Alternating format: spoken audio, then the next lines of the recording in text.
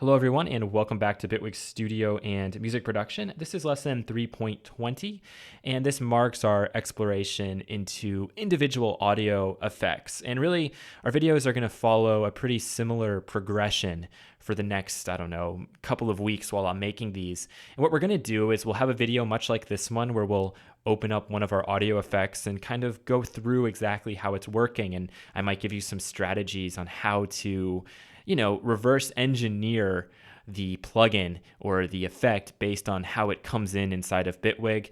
Then what I'd want you to do is to go off on your own, use this sort of template that we made in an earlier video and explore the effect further. See just how much you can get out of it. Then the next video, I'll introduce the creation assignment, the creation project, in which you're going to have to use that effect probably many different times in order to make something interesting. So to come up with an entire composition. And then, I'll probably show you what I was able to come up with, give you any more tips and tricks I can possibly think of that might be useful to you. But my guess is if you are doing this, you're probably going to have realized the effect is even more powerful than any way I could explain it or show it to you. And then we start that cycle over. We're not going to have a creation project after every single effect because that would probably be a bit much, but you really could make an entire composition using just a couple of samples in any one of these effects. You'd be surprised just how much variation you can get. And we've already seen how much variation we can get just by using that inspector panel, by doing some simple automation, messing with pan, messing with pitch, doing some stretch, maybe cutting at onsets. All of those things we've already discussed and talked about, and hopefully you're seeing just how powerful all of these tools are. It's exactly the same with effects. And my approach, my strategy is that all of this learning needs to come in steps, and honestly in baby steps. So we're going to be getting into the effects portion here, and you're going to be taking those baby steps. But by the time we're finished, you're going to feel like you have great mastery of all of the effects that are bundled with Bitwig Studio, as opposed to just kind of opening this up and saying, use whatever effect you want and see what you can come up with. That's a valid way of approaching this topic, but it's going to take you a really long time before you even feel like you know one of those effects really well. This way, hopefully you can get a good understanding of each and every effect and just what it's capable of. And I've decided we're going to start with one of our time-based effects, and we're going to begin with the Delay-1. So let's open this up right now. I'm going to work inside of the raw audio track here, and I can just pull up the Delay-1. We've already talked about this guy a little bit, but now we can go into a little bit more depth. I'm going to open up my snare clip here and actually pull it out so I get an entire bar. This way, when I play it back,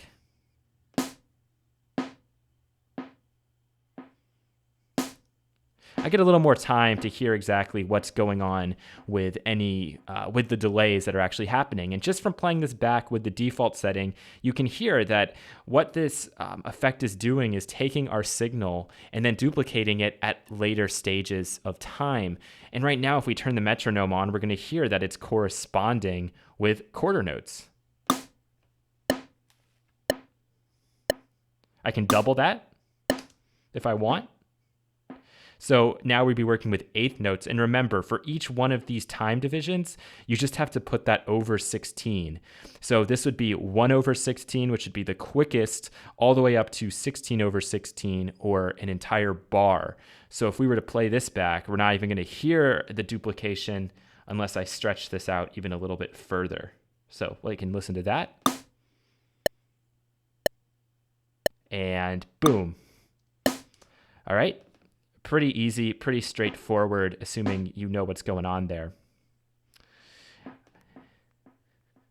So let's play this back with the very quickest delay setting here. So just a pure 16th note.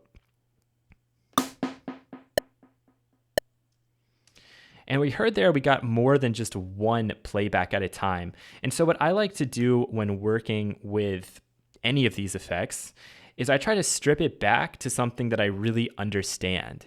So right now, if I'm working with something that's called a delay, maybe I just want to get one repeat. And I just want that repeat to be exactly the level of the original. So let's see if we can figure out how to do that. If I play this back and I'm using an eighth note, let's see what happens if I pull back on this feedback.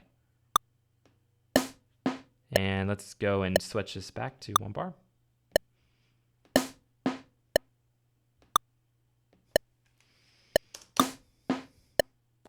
Okay, so it sounds like I'm maybe getting just 1, but I can hear something ever so slightly continuing. So my guess is this feedback parameter is dictating how many repeats we're going to have of the signal.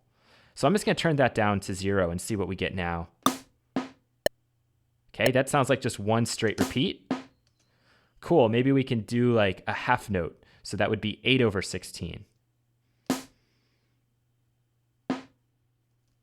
That sounds right to me, but the signal is sounding a little bit different. It sounds like it's been filtered, and that's because it has been filtered through this cut section right here. If I open these filters up, thinking that the low is kind of working like a filter, for example, I'll just show you so you get the idea here visually. Right now, if this low is up like this, actually, let's use the EQ too so you can actually see it. Anytime you see something with like a cut here, you have to imagine you have a filter, and on the low, it's a high cut. And as I pull this up, that's the signal that I'm taking out, the portion of the signal on the frequency domain. So if I play this back and really boost this up, can't even hear anything, or it's very, very subtle. Right? And I can pull it back. All right, and now I have all that low-end content. And it would be the same thing as taking this and yanking it all the way back. Same thing with the high-cut filter, only of course this is going the opposite direction. So as I pull this down, we're losing more of the high-end information. Oops, turn that off, you idiot.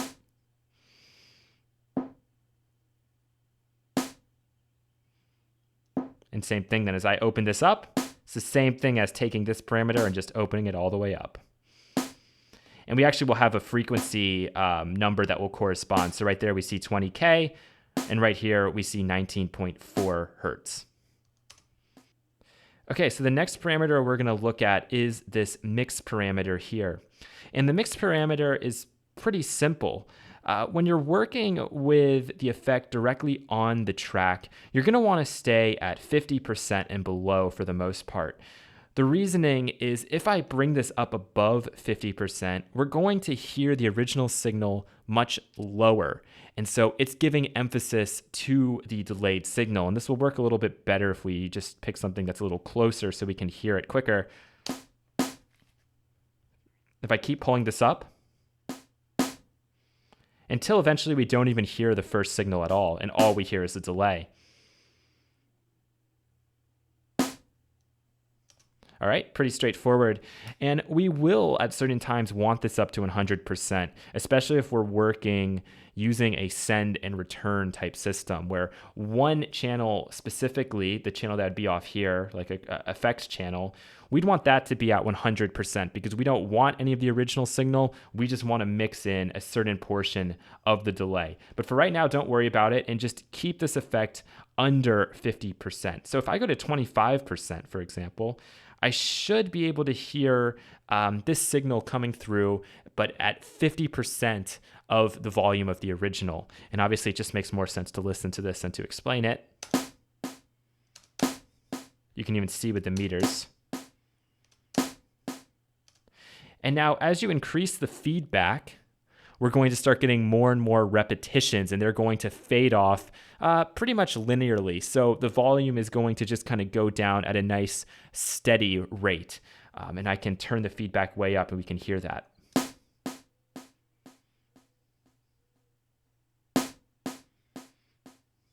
So if I pull the mix parameter up, these will actually linger a little bit longer because we're going to have more volume with the delay.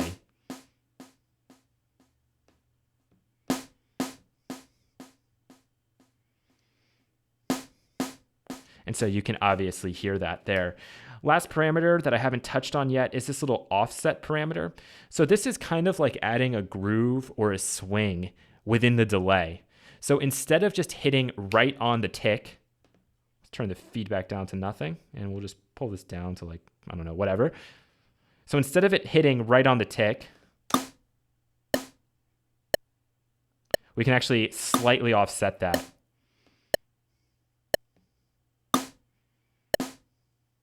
You hear that? Comes a little later. If I really exaggerate it, you'll definitely hear this.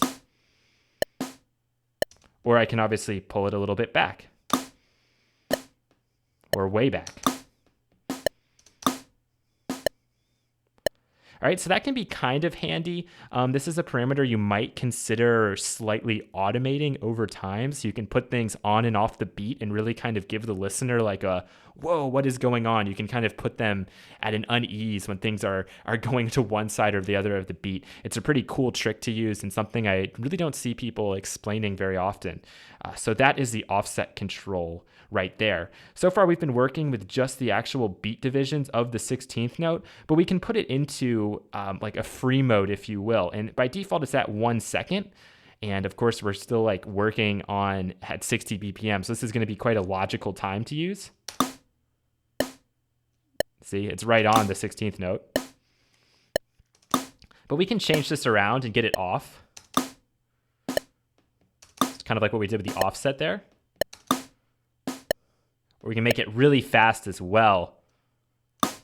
And now we're doing more of a frequency spectrum change. We're actually changing the timbre of the sound because the delay is occurring. It's repeating the signal, but it's doing it so quick. So we're getting some phasing, we're getting some cancellations, and we're starting to adjust the timbre. So play around with this and kind of just mess with it in increments of 10. So we have like this at 10 milliseconds right here. Maybe we'll do this with the chord. Without.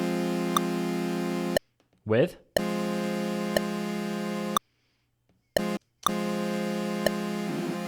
Let's try 20.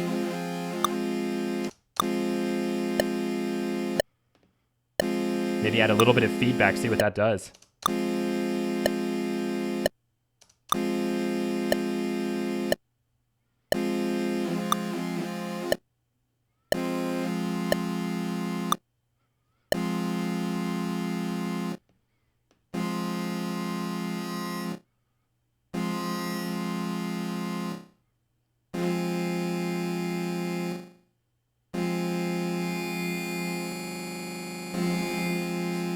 Very cool. When you get the feedback parameter going up too high, it's actually just going to repeat indefinitely. So you're going to have something that's never going to stop. So be careful when you start to get up to these really, really high numbers because you're going to have a hard time reading that in. And so what you'd have to do is just kind of slowly pull back on the feedback. So let's keep going up until we actually start to hear a distinct delay or a distinct echo. Turn the feedback down. Not yet. Not yet. Almost. Maybe the snare. Okay, so we can now definitely hear two distinct delays.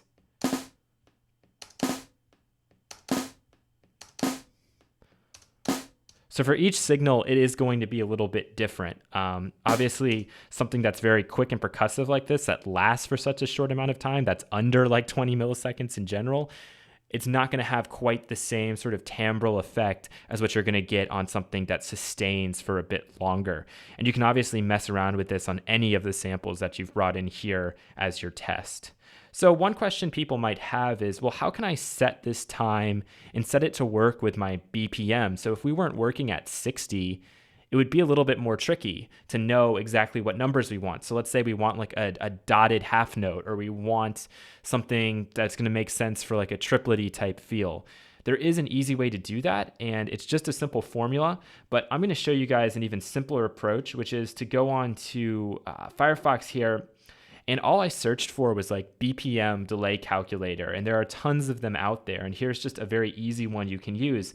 And right away, it gives us some of these time durations that we would have to put in so that we could sync this up. And you see it starts at 60 BPM. And if we want a 16th note, all right, we're going to need to go into 250 milliseconds. But just as easily, I could go in here and I could type this in. So let's say we were working at like 118. I'll type in 118 and I'm going to hit calculate.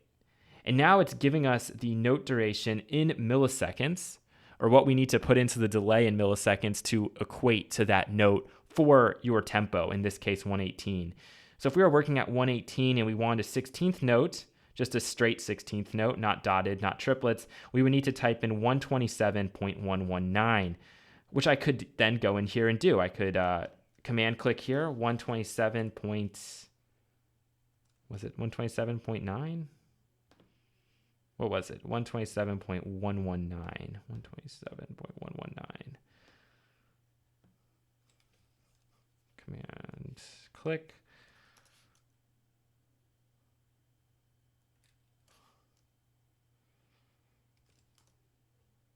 Okay, so we're gonna have to put a 0 in the front here. We're gonna have to put a point 127. Will give us 127 milliseconds. Okay, so if you guys watched, you just saw how I had to keep sort of figuring out exactly how to do. You're gonna have to put a decimal place in there. You can also click this and just drag it around to get what it is you want. You can get pretty close. Obviously, it's just going to round, but the difference between 127 and 127.119 is not really going to be something you're going to be able to hear the difference of. So messing around with one of these BPM tempo delay calculators is really helpful in a lot of music, and there's certain producers who are only willing to set their delay plugins to like logical durations or beat durations using something like a BPM calculator or a delay to BPM calculator. And if you get down to the bottom here, you see we have 64th notes, and we can just like round that up to 32. If we want 128th note, we just have to divide that by 2. So we would go from 32 to like 16 approximately, or maybe to 15. Whatever you want to do is fine, just so you know that you can keep things rhythmically in check. My best advice would be to do some things that stay rhythmically in check and then some things that go off of it. It's going to be the most interesting to the listener if you can throw in some variety like that. Last but not least, this was just kind of ironic because I was doing this and I just went onto my YouTube channel and I clicked on one track. And by clicking on one track, the first thing that came up was something that was delayed. And you're going to hear delays in music all the time. So I thought I'd just play the first like 5 seconds. And you can see that even without meaning to, I clicked on one track and within 5 seconds, we had a delay effect in action. So let's go in there and take a quick listen. You'll hear exactly what I'm talking about.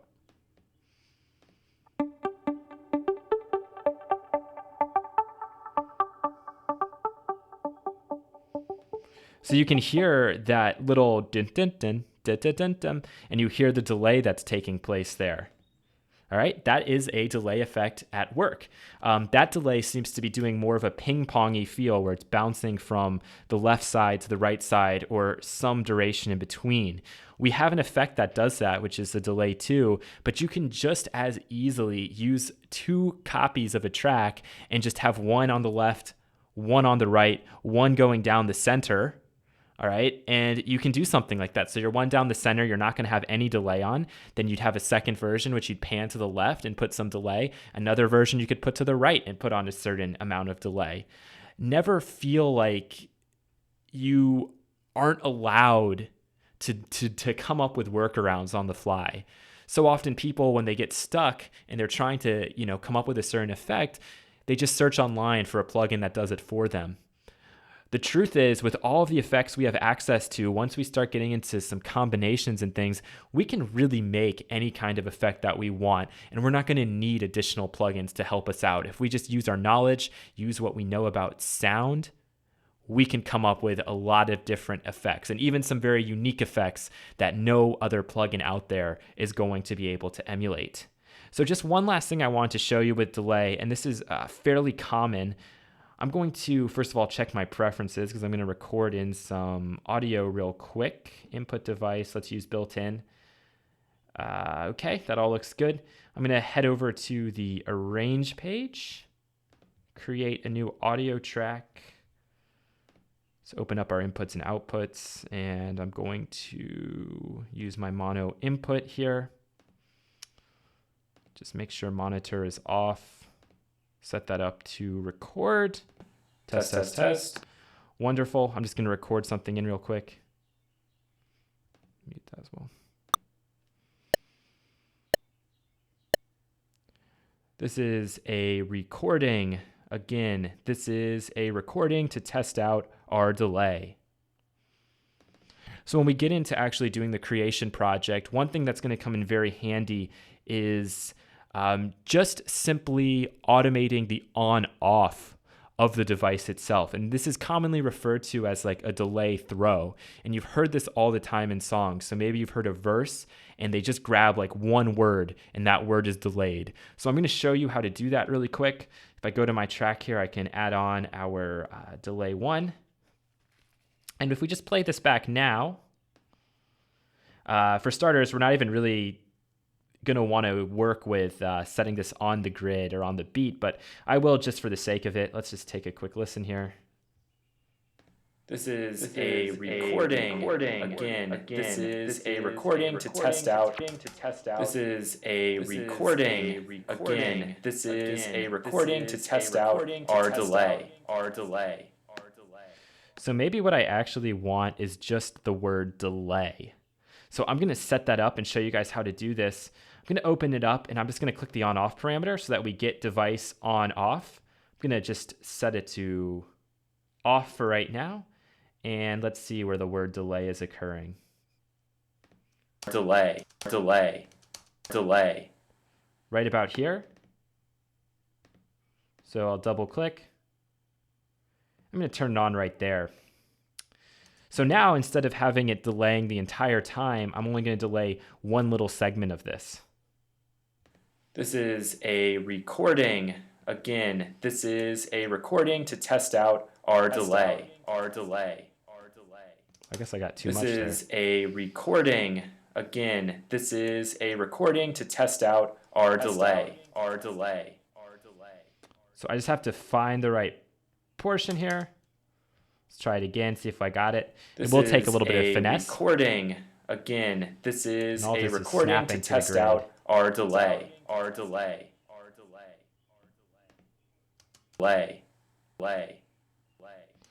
So you are just going to kind of have to work and finesse this ever so slightly to get exactly what you want out of this. But that's kind of a classic delay throw. And you're going to probably end up using that a few times when you're working on your creation project. And of course, then I could increase the feedback to this. Maybe I'll cut out some, bring this down to 2. Let's see what we get with that. This is a recording. Again, this is a recording to test out our delay. Okay, so we're very close to getting it just to have delay. This is a recording. Again, this is a recording to test out our delay. Okay, that's pretty cool. I like that. It's nice. We could then, of course, go in and like take the high cut here and, you know, pull that down over time or something. Really, there's just so many choices. Our delay. Right, so much we can do with just this very simple effect. So I hope that was helpful for you. In the next video, I'm going to give you the parameters for another creation project, which is going to utilize the delay effect. Thank you so much for watching, and I will catch you again in the next lesson.